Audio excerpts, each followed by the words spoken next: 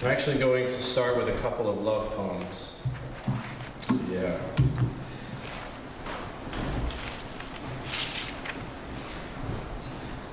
You might recognize the title, "Thy Eternal Summer Shall Not Fade." This is from the 18th side Shakespeare, and it begins with an epigraph, also from Shakespeare. Play on words, comparisons are odorous from much ado about nothing. Come now, poetess, you are the sound of my silent sleep, the witching hour murmur that moves my pen from the dead of night.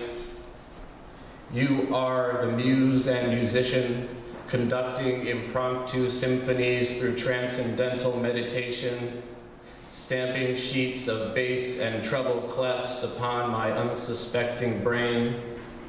The sweet refrain that sweeps me through inarticulate chaos, some hummingbird's aria, sung in a drunken swoon of nectar, and you are its favorite flower. Nay, poetess, I shan't compare thee to a summer's day. It has nothing to do with loveliness, temperament, temperature. Indeed, you are sweet, kind, and warm, but the 4th of July is a fraction of a fragment, a sentence in a novel. Your heart is constant, not contingent on weather. You are the sun and its afterglow, the bite of a blizzard's gale, the clear, cool night and its scattershot stars, the chameleon swirl of a solstice sunrise. You, poetess, or a 5-second burst of gamma ray exposure and the eternal allure of an expanding universe, all I will ever know, and more than man will ever learn. Except to say, you are the whole and the parts, and the sum of the parts, as much a part of that sonnet as you are a part of me. At ease, poetess. With your blessing, I will do my best to make you proud. You will see your wisdom seep into my writing, your goodness motivate my moods. You are not a summer's day, coming by rote calendar. You visit only when I deserve it, when I need you. And though surely thou art lovely and temperate, thy gifts are not just seasonal. There are no pretenses to your serenity. The hummingbird did well in choosing you to love.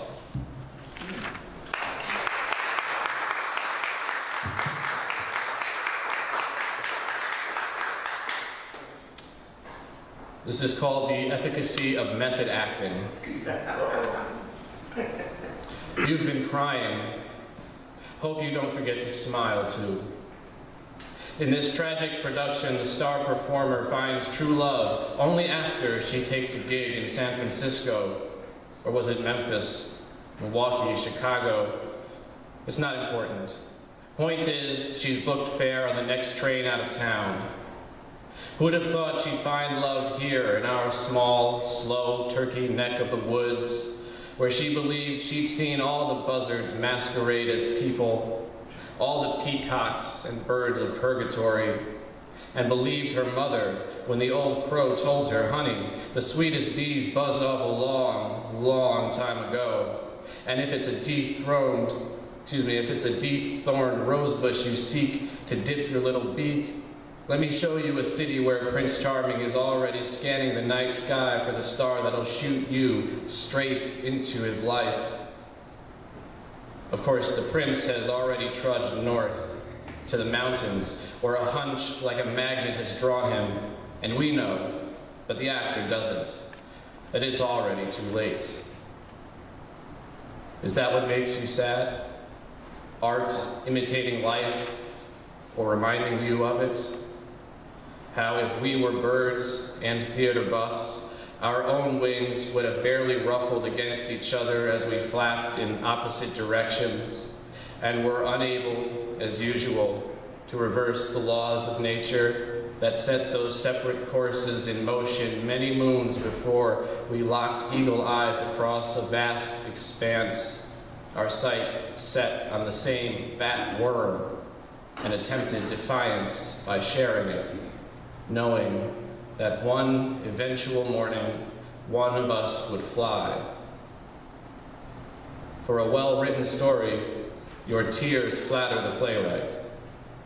But you left before I could tell you there is no crying in the animal kingdom. Tear ducts have been phased out by adaptation. They serve neither predator nor prey. Yet what you see on that stage, through eyes clouded by memories, has surely reminded you there is nothing quite as savage as human love.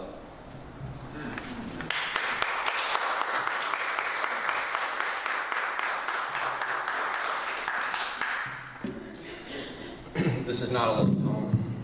Some of you have heard this before. Sometimes you feel like a gun nut. Sometimes you don't feel anything below the waist. My nation suffers patiently through blood transfusions. She does not whimper when her eyes water. It is a biological reaction beyond her control, like any other randomized calamity. Like the isolated, unpredictable insanity of this accident that has laid her up in ICU and could never possibly have been prevented, no matter what kind of crazy cockamamie congressional claptrap or sniveling bureaucratic officials coughed up on Capitol Hill. My nation is tough, rogue, imperious. She cleared the great western frontier with single-action Winchesters and a handful of smallpox.